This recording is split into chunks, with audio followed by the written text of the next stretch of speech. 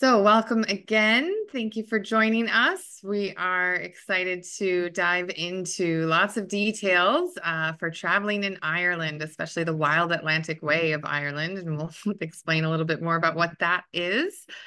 Um, yeah, go into lots of details for traveling through this beautiful, beautiful country. To start things off today, I'll just introduce myself. My name is Laura Ham.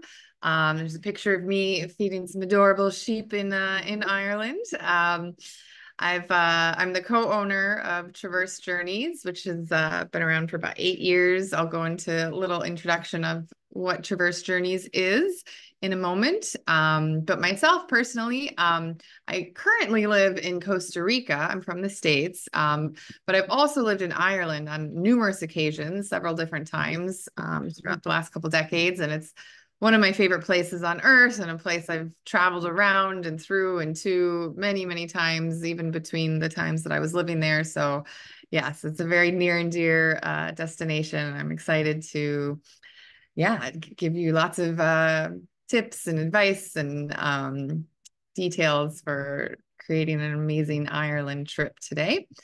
So a little bit about Traverse Journeys.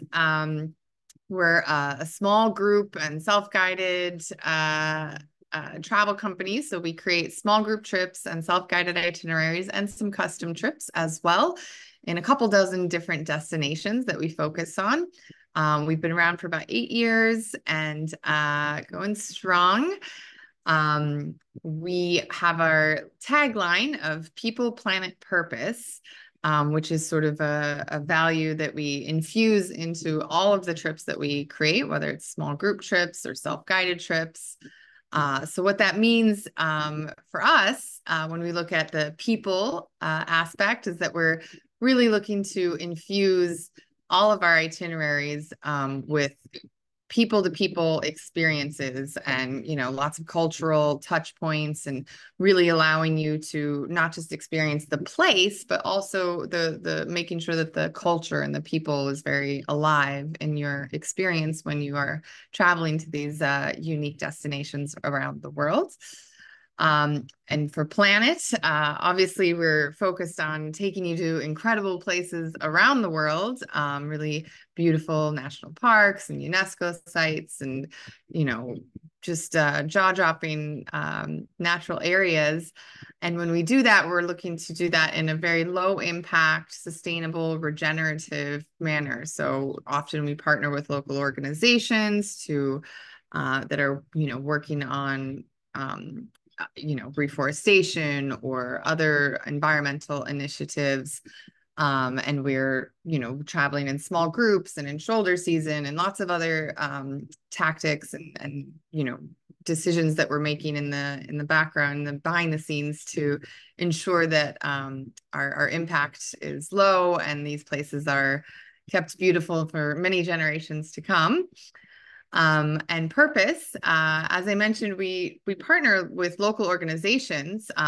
So in every trip that we create, we have a local NGO, a non-for-profit organization that we partner with, and we donate a portion of our trip sales to that organization and also engage with them throughout the itinerary at one point so that our guests have the opportunity to learn about, whatever initiatives they're creating. And the organizations vary. It could be environmental focused. It might be social impact issues that are addressed. So it really depends. And every destination has a really unique community partner, we call it.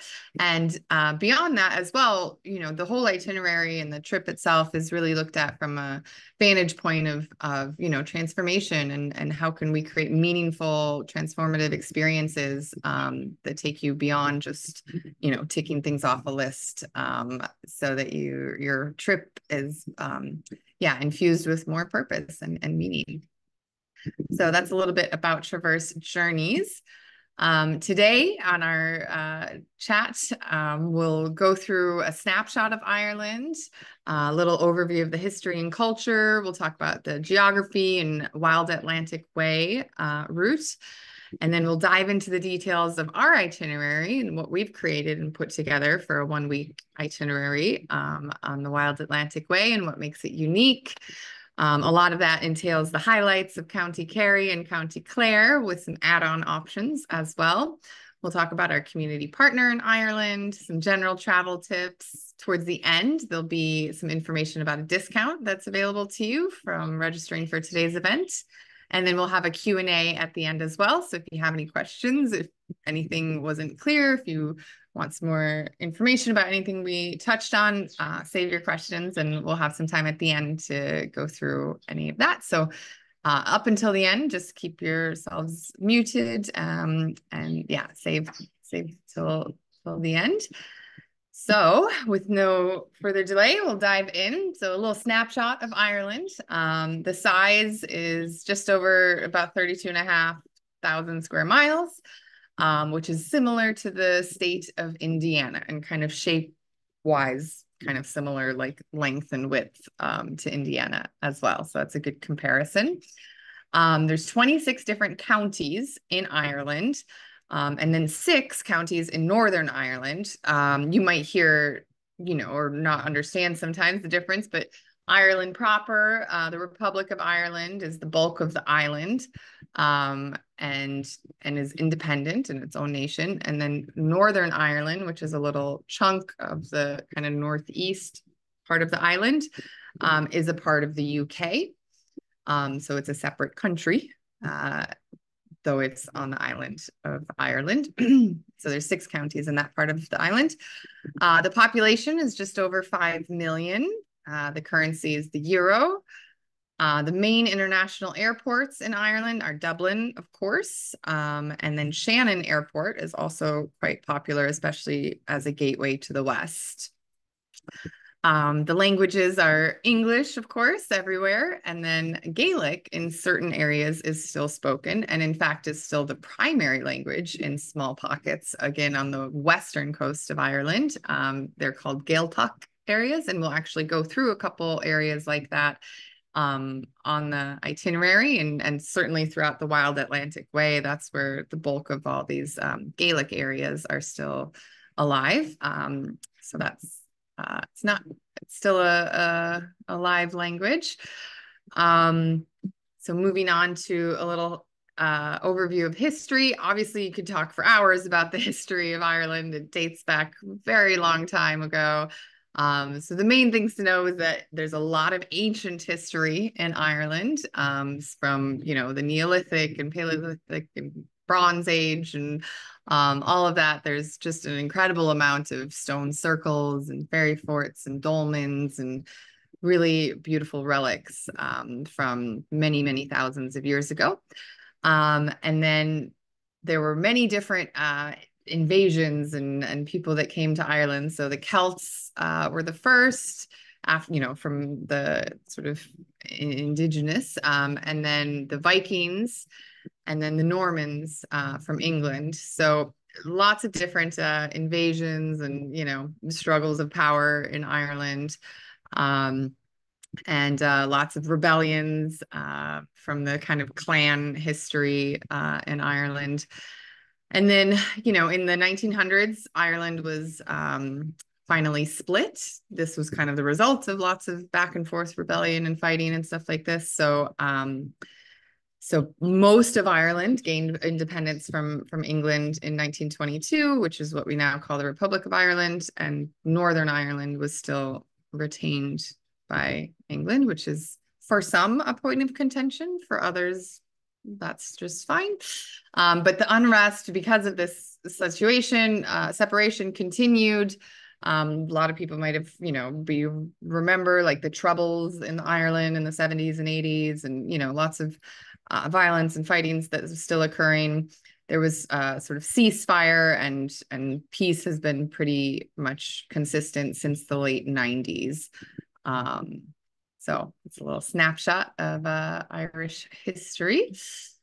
In terms of culture, there's probably not anyone registered for today's event that isn't aware slightly of some things regarding Irish culture. If you've been to your local Irish pub, or have any have read anything or watched any movies in Ireland, the warmth and the hospitality is one of the massive things that you'll notice and feel immediately in Ireland. It's very welcoming, very friendly, often tops lists of, friendliest cities in the world, different places in Ireland. So it's a very palpable thing. There's a lot of togetherness and community that's prioritized in Ireland, whether that's, centered around the local pub in the village, or other, it's not just pub culture these days. There are other community initiatives and events, things.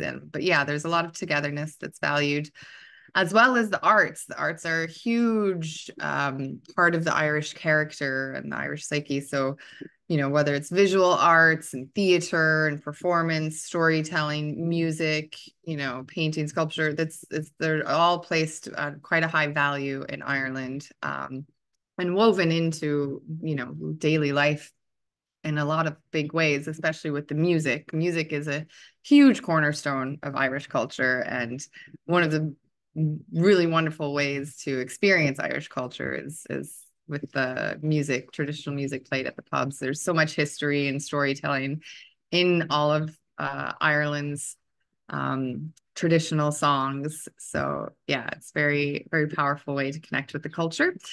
And then, there's differences regionally as well, in all of Ireland. Even though it's a small country, there's a lot of regional differences also in accents and dialects. You'll notice it's very different, like listening to accents in the north versus the west versus the east, and even county to county, or 20 miles up the road, you can hear the accent shift sometimes if you're attuned to it.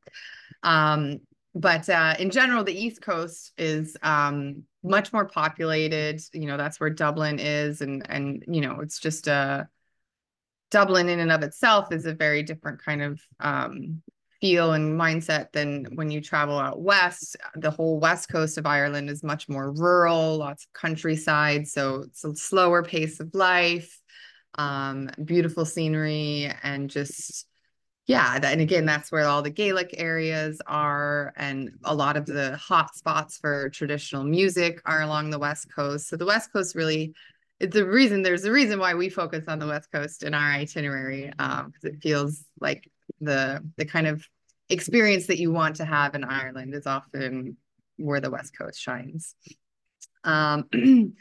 So, speaking of the West Coast, this is kind of the outline of what they call the Wild Atlantic Way. Maybe some of you have heard of this before.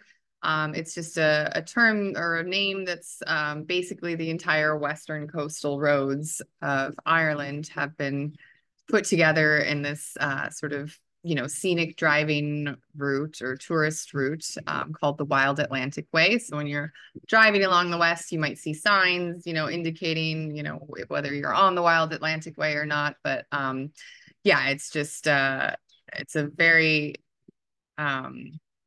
it's a really lovely initiative that was created, and there's countless castles and national parks and viewpoints and ancient sites and all sorts of things along the way that make it kind of the perfect sort of way to experience Ireland. But you can see there's a lot of different counties involved. So our itinerary, just to give you an overview on this whole map, kind of starts down here at the bottom of Kerry, and you'll move up towards like the northern part of Clare. So it's this chunk here, and it's about a week long. So that kind of gives you an idea of like, a week to cover that part of the route. So if you want to add on extra time, there's many places in Cork and Galway that are incredible, and up in Sligo and Donegal in the north too. There's, you can spend weeks. I'd say the whole Wild Atlantic Way would probably take at least a month if you wanted to do it properly. So when it comes to traveling to Ireland with Traverse versus many, many other options out there, So I'm the lead for creating our Ireland itineraries, and any self-guided guests or our previous small group trips and custom trips, all fall to me. And I'm very passionate about helping you explore Ireland in a way that is off of the cookie cutter tourist trail. Ireland sees a lot of tourism, and especially during the peak months, like the busiest months, it's just tour bus after tour bus in some areas of Ireland. And it really waters down the experience. It might be an amazing castle or view or whatever, but if there's just like a busload after busload of people, it detracts. And there's maybe another great castle down the road that gets far less visitors. So I've got a lot of in-depth knowledge of Ireland, and I apply that to creating, the kind of trip that I would want to go on in Ireland after having spent many years there. So really unique experiences, in-depth local knowledge. You get to like understand different regional differences, really well planned out route that's been tweaked and adjusted over many years now, and lots of off the beaten path tips and secret spots as well. So as I mentioned, we've been taking people to Ireland for quite a few years now and have had excellent feedback throughout that time. We're very happy that clients are constantly talking about, how unique it felt and how, they were, transported to places that, they wouldn't have found otherwise on their own if they tried to plan their own trip. And that the local touch points and cultural connection is been very well received and adds a lot to their trip. And just the organization and everything, that we do to make all your arrangements and make things seamless for you, are often things that we see in the feedback. So some of the highlights of our Ireland itinerary. You'll visit Ross Castle, Muckross Abbey, and Torque Waterfall, which are all within Killarney National Park. You'll explore the Cliffs of Moher, which is a huge popular place, but we'll do it in a unique, with some tips to beat the crowds. And other stops along your route that are, like I said, kind of remote castles and off the beaten path sites. A scenic drive around Slea Head on the Dingle Peninsula, which is just full of lots of unique stops and beautiful viewpoints like this one in the photo there. And lots of really interesting sites that you can kind of choose between in County Clare, some ancient dolmens, really impressive caves and fairy forts. And we'll also give you lots of insider tips and recommendations for experiencing traditional music at the pubs that are along your way. And again, what I'm focused on is getting you into the places where the locals go to listen to music, not just the tourists. So those are some of the highlights that you can expect.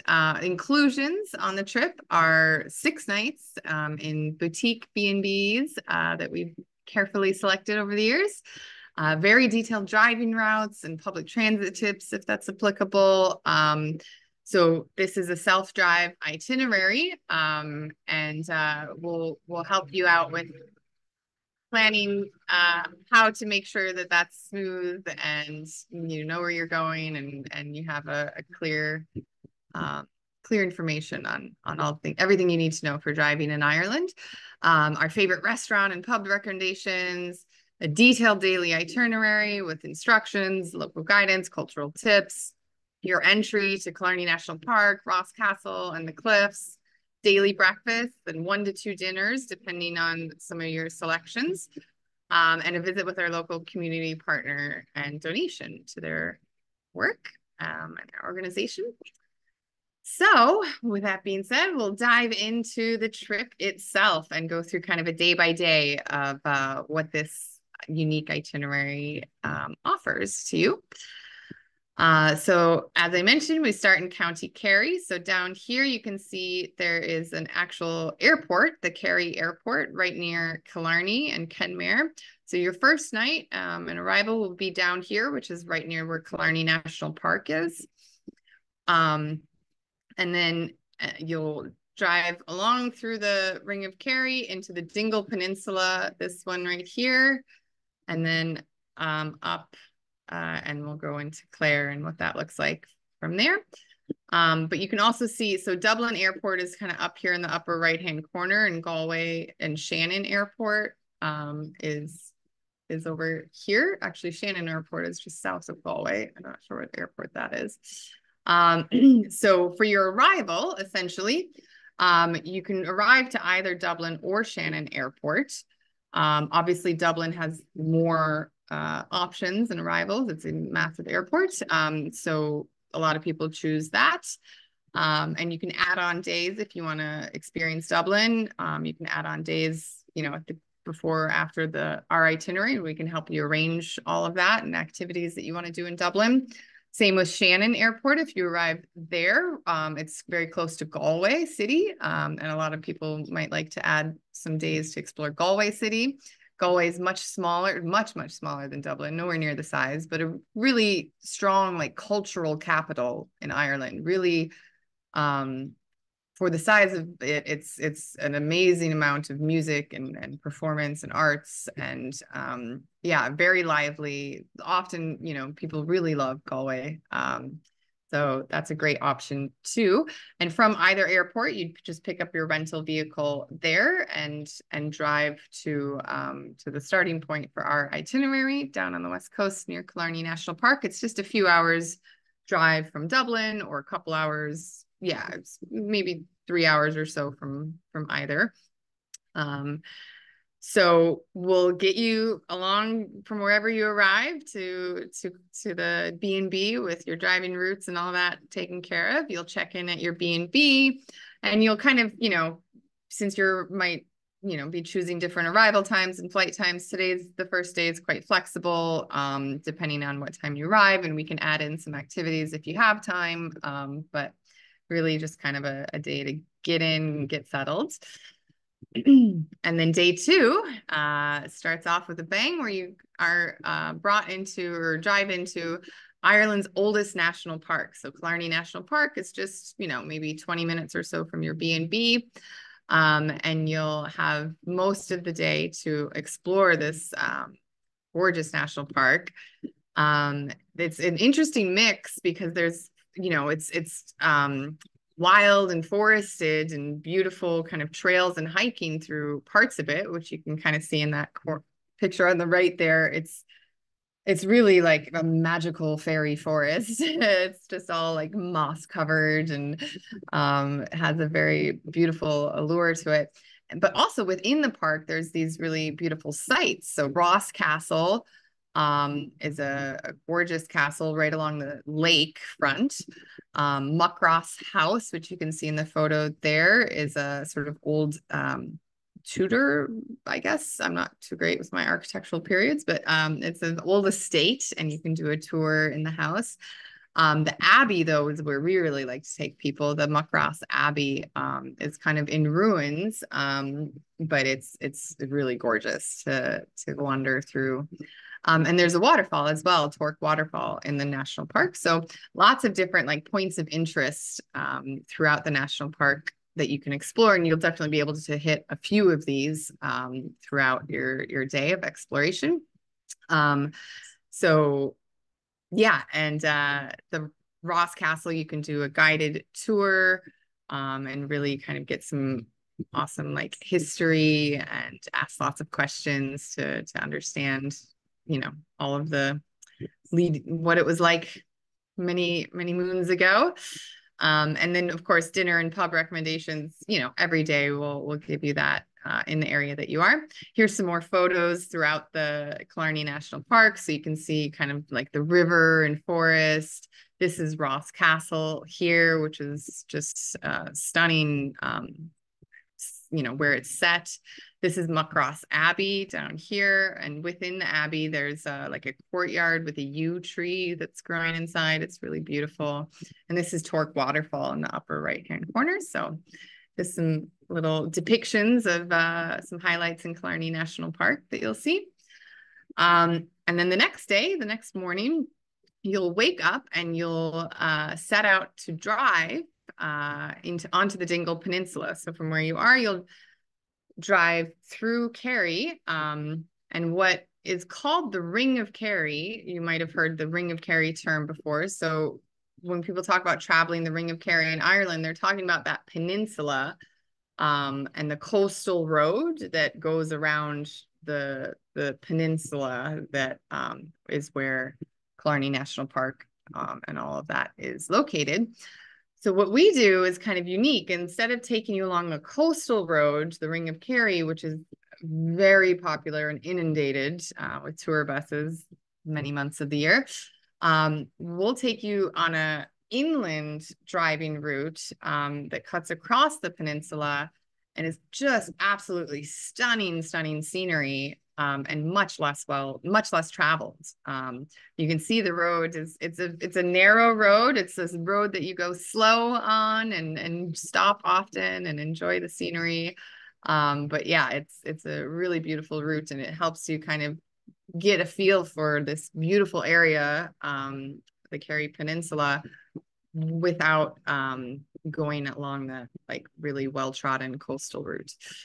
And then you'll go onto the coast when you get into the Dingle Peninsula. So the peninsula that's north of the Ring of Kerry is called the Dingle Peninsula. It's becoming more and more popular, but still a bit under the radar compared to the Ring of Kerry. And so we'll spend more time in the Dingle Peninsula and along the coastal areas there, because you'll have beautiful scenery up in that area with much fewer crowds. So you can choose on Dingle Peninsula whether you want to stay in like a more rural countryside B&B that we love, and it's just like set on the edge of the peninsula and just stunning views and really beautiful walking trails kind of at your doorstep.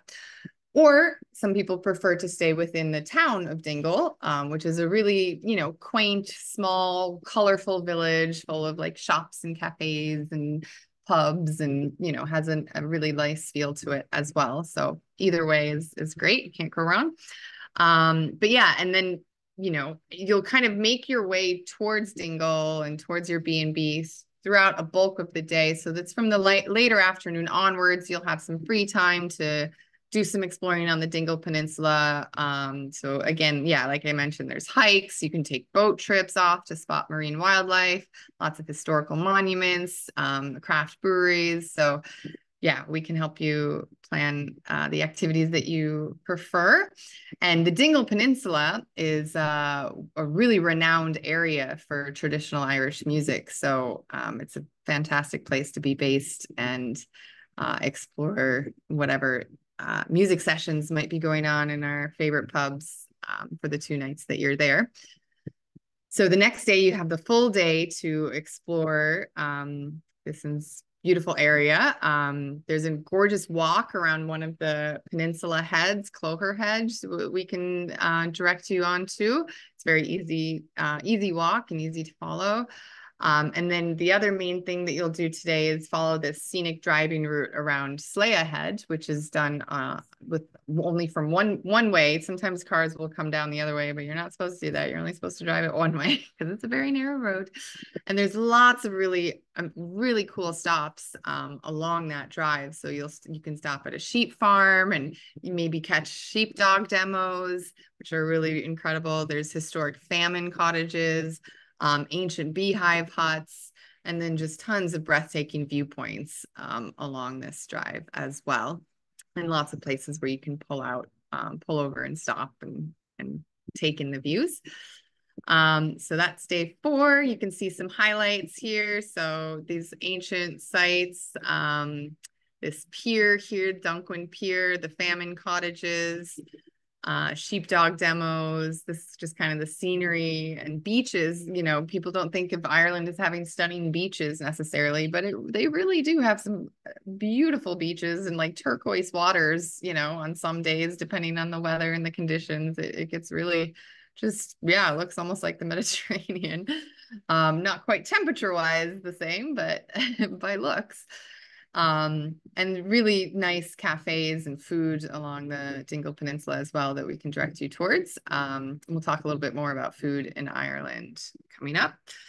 So that brings you into the next county that you'll be traversing. So from the Dingle Peninsula down here, you'll drive up and do a little hop on the car ferry across this waterway here, and then drive along the west coast of Clare. And we'll do the Cliffs of Moher, which is, again, a very popular site for a very big reason, for a very deserved reason.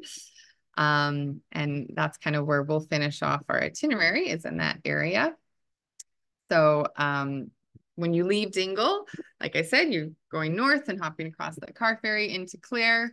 It's a beautiful drive. You'll have a recommended stop for lunch along the way.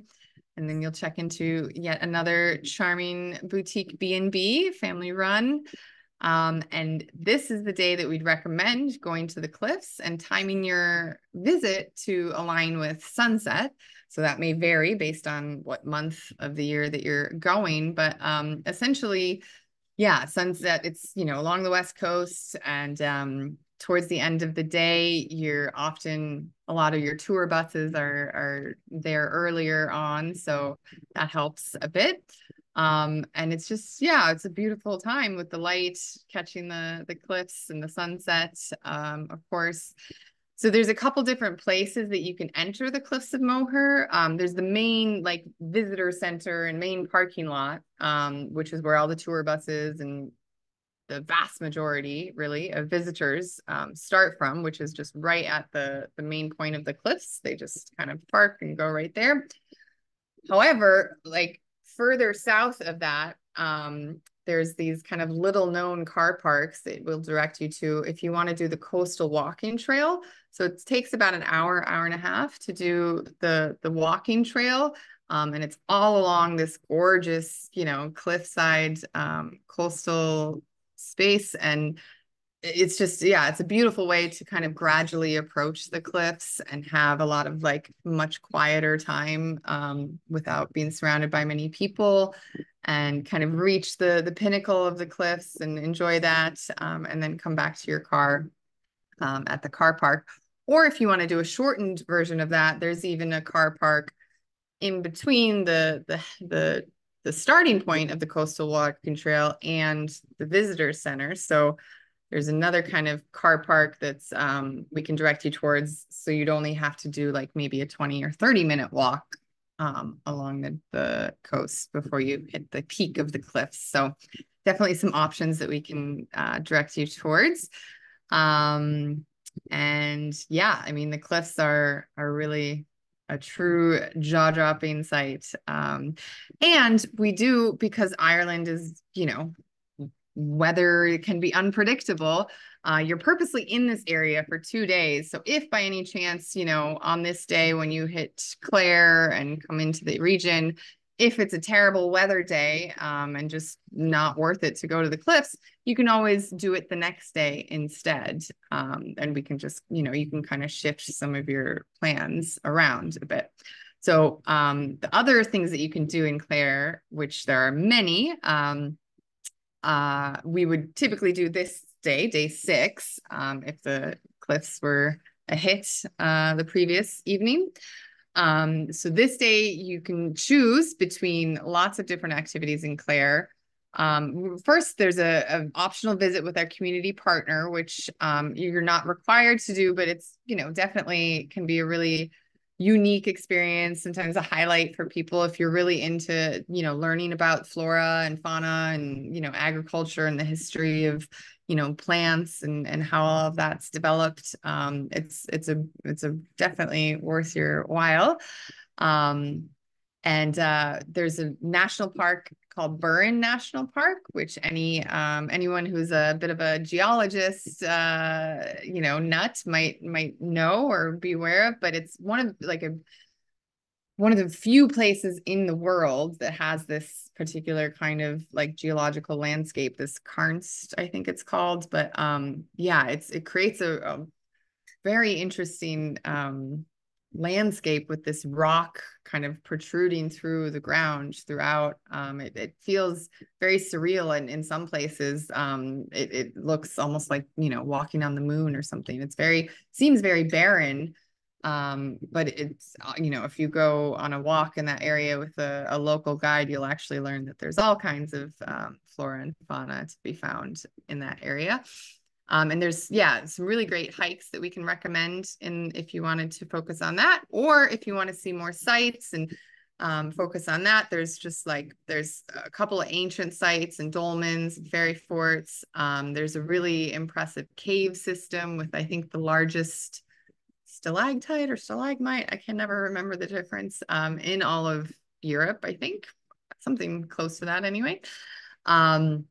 And there's a smokehouse that takes you through the traditions of smoking salmon and fish. And sometimes there'd be like a seaweed foraging walk that we've arranged as well for guests, where you can learn all about different seaweeds and culinary foraging with the seaweeds along the coast. So some definitely unique options in the area. This is one of the areas that I actually lived personally in this town down here at the bottom called Lahinch. So very familiar with the area. And yeah, again, County Clare. So Lahinch and Doolin, the town of Doolin especially, which is kind of the gateway to the Cliffs of Moher, is another very renowned spot for traditional music. So if you're a musician in Ireland and you really want to hone your craft and you know, improve and be you know, a well-known Irish traditional musician, there's a good chance that you're going to go to Clare or the Dingle Peninsula at some point, and because the music is very alive, and yeah, you get a lot of really amazing musicians in those areas. So that's a little bit, some more pictures. So yeah, this is kind of the Burren National Park here, which you can see just the unique landscape. Another picture of the cliffs, kind of with some sunset colors there. There's actually a guest here on the ledge, very daredevil one. This is an ancient dolmen that's in Clare. Lots of seafood and Guinness, of course. And again, this like gorgeous beach not far from Lahinch called Fanor, and lots of music, as I mentioned. This is actually at our community partner. He's one of the folks that show people around there, is an incredible musician and gives people a little impromptu concert sometimes on the visit. So a little bit there, and then yeah, day 7 is your you could depart. So it's a 1 week exact trip, or you know, often people want to extend. So we're happy to plan and arrange further time for you, like I said, in Galway or Dublin, if that's where you're flying in and out of, or you could extend your trip by starting in County Cork below where we start and adding on a few days before you come into County Kerry. Cork is another stunning county, and we used to actually include that in our itinerary when it was a longer itinerary. There's lots of amazing sites in County Cork.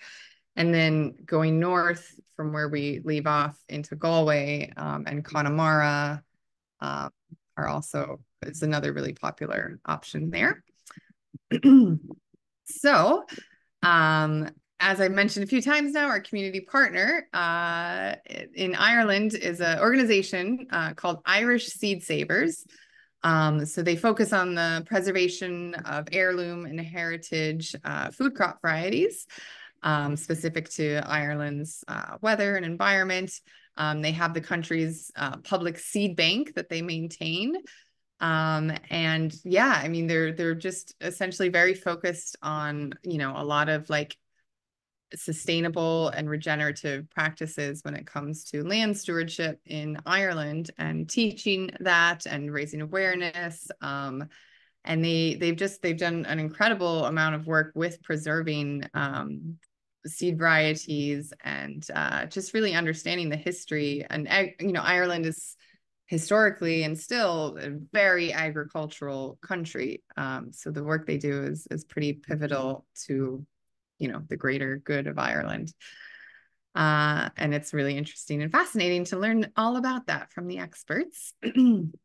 So the food in Ireland, first of all, essentially gets a bad rap right out the gate. You probably at some point heard, jokes about like, kind of meat and potatoes idea of Irish cuisine, and that it's very bland or very unexciting and just, not something to look forward to, which couldn't really be further from the truth these days.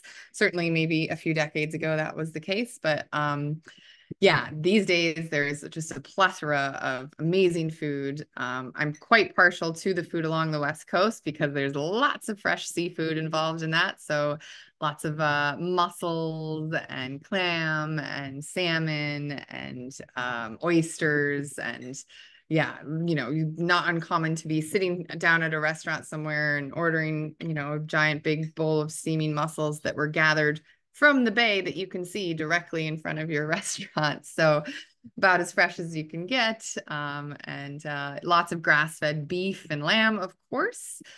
Lots of focus on fresh, seasonal, local produce. Of course, Guinness is a staple. And if you think you know what Guinness tastes like, I would beg to differ if you haven't had it in Ireland, because it is a completely different experience there. Maybe your best traditional Irish pubs in the States get close. But it's just never going to be the same as what you get in Ireland, because it's brewed differently there with the water. And it's like a milkshake in Ireland. I swear there's no bitterness. And there's lots of craft beers these days, of course, as well. And whiskeys that we all know are very popular in Ireland. Some people don't all know that also gin is a very popular liquor produced in Ireland. And the gin and tonics that you'll get in Ireland will rewrite again your idea of what a gin and tonic is. So definitely for connoisseurs of these different options, it's a great place to taste really unique concoctions. I mean, it's not difficult if you have any dietary restrictions, vegetarian, vegan, dairy-free, gluten. A lot of times the menus are almost always marked very clearly with which items appease different restrictions, and very accustomed to managing dietary restrictions, just like many places are these days. So that's a little bit about that. Travel tips, I'm gonna try and go through a little briefly because I know we're getting close to usually try and keep these under 45 minutes before question and answers. So obviously the seasons and weather, it's a very changeable climate. It follows the same 4 seasons of summer, winter, fall, spring as we have in North America. But winter is mostly gray and rainy, very short days because it's so far north. So in terms of daylight hours, you have very little daylight hours in like December, January. And the opposite of that then, of course, is true in the summer. You have incredibly long daylight hours.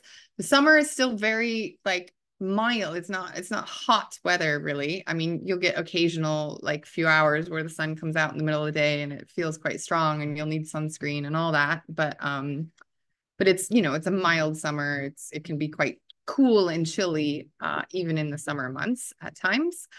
We always like to plan trips and recommend trips during the shoulder seasons, which are like the spring and the fall. So April, May, and September, October.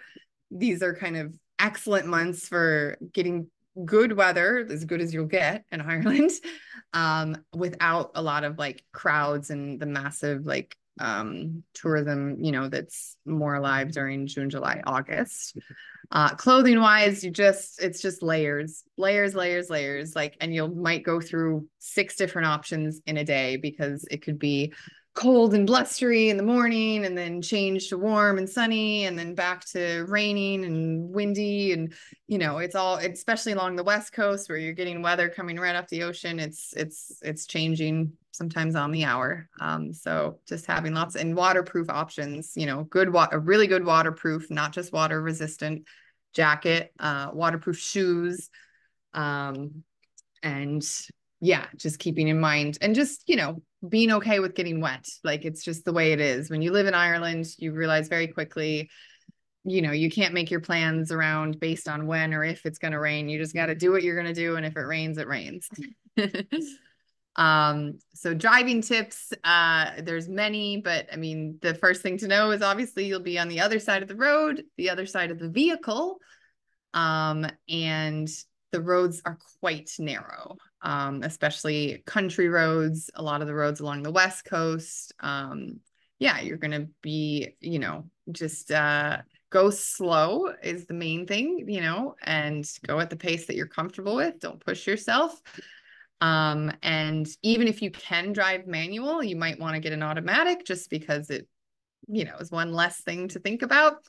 But automatic cars do usually come at a premium. Manual cars are much more common in Ireland still, and less expensive renting wise. There's a lot more we could dive into with driving, but we do go over many more tips when you book with us.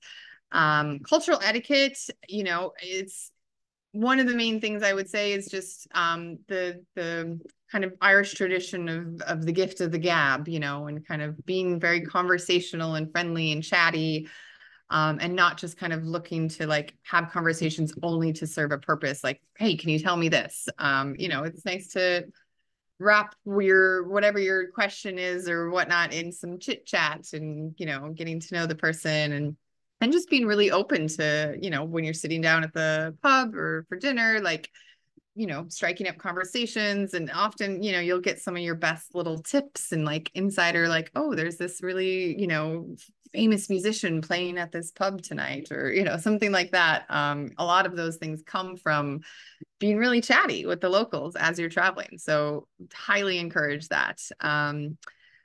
You know, what to pack. Obviously, like I said, layers, good shoes is really important. You know, making sure you have your chargers and charger packs so that when you're away from the, you know, your room for most of the day and taking lots of photos and videos, you don't run out of battery. We go have a whole packing list that we'll share with those that book. And if you have any questions, feel free to ask. Route planning, one thing is just allow more time than you think. You know, don't just listen to what Google Maps says in terms of the driving times. It's going to take longer probably. And don't try and do too much. You know, as you see in our 1 week, we cover just a section of the west coast of Ireland. I think the big mistake that a lot of people do when they travel to Ireland is try and cram too much into too short of a time.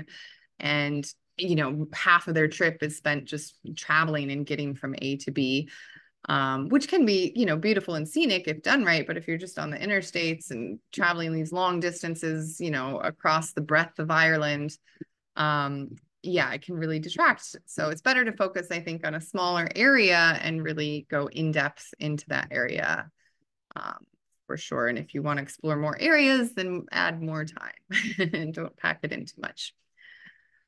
So as promised, if you've stuck with us through the end here, we've got some discounts that I'll announce on the next slide. Actually, this is just telling you a little bit about our self-guided itinerary. So it's minimum of 2 people, and we can book any number of large of a group. If you've got 12 people that want to join, we can definitely do that. So we'll do all the plans and bookings for the 7-day itinerary and give you our driving routes and tips and stops and everything. All of the knowledge and local tips that we've garnered throughout the years will be yours. And if you book with this code Ireland Live before the 15th, you can get $100 off per person on your self-guided trip. So that's our offer for any of you that registered for today's event. We do have some more events that are in the works. Nothing is scheduled yet on Eventbrite or in your meetup groups, if that's where you found out about this. But we are in the works for planning some upcoming events like this, focused on Bhutan, Jordan, Montenegro, and Japan. So keep your eyes peeled for those details as they're added. And now it's time for your questions. If you have any specific questions about our trip or about Ireland in general, I'm happy to answer those.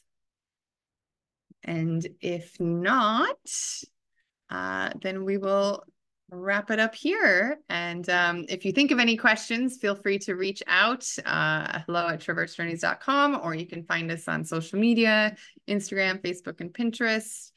And of course, there's details about our trip on our website at traversejourneys.com. So I hope that you are more informed now regarding your ideal trip to Ireland, and I would love to help you plan your trip if you would like to book the self-guided trip with us.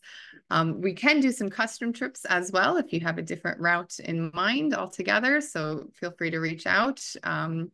And yeah, hope to see you at another event like this in the future, or you know, perhaps as we're helping you plan your trip to Ireland. Thank you so much for coming.